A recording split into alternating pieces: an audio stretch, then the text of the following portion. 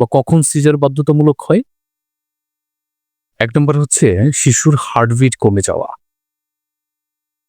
শিশুর heart rate বিপজ্জনকভাবে ওঠানামা করলে সিজার ছাড়া কোনো উপায় নাই।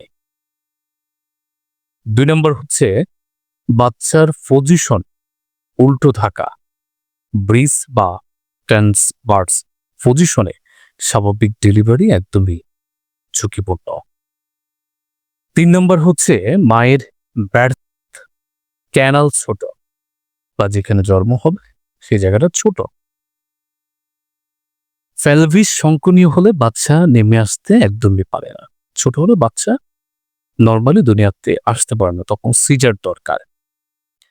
৪ নম্বর হচ্ছে জরুরি পরিস্থিতি, প্লাসেন্ট রক্তপাত বা প্লাসেন্টা রক্তপাত, প্লাসেন্টা আটকে যাওয়া, নারী আগে বের হয়ে আসা, যেকোনো একটি ঘটলে তৎক্ষণাৎ সিজার দরকার। ৫ নম্বর হচ্ছে মার গুরুতর শারীরিক সমস্যা। কি সমস্যা?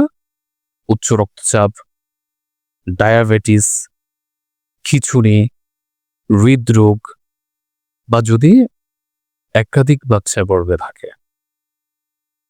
এই ক্ষেত্রে স্বাভাবিক ডেলিভারি ঝুঁকিপূর্ণ হয়ে যায়। ৬ নম্বর হচ্ছে প্রস্রাব ব্যথা শুরু হলো বাচ্চা না নামা, দীর্ঘ সময় ব্যথা হয়েছে কিন্তু সার্ভিক্স খুলছে না, যেখান দিয়ে বাচ্চা আসবে নরমালে সে জায়গাটা খুলছে না, এই অবস্থায় সিজার হচ্ছে নিরাপদ।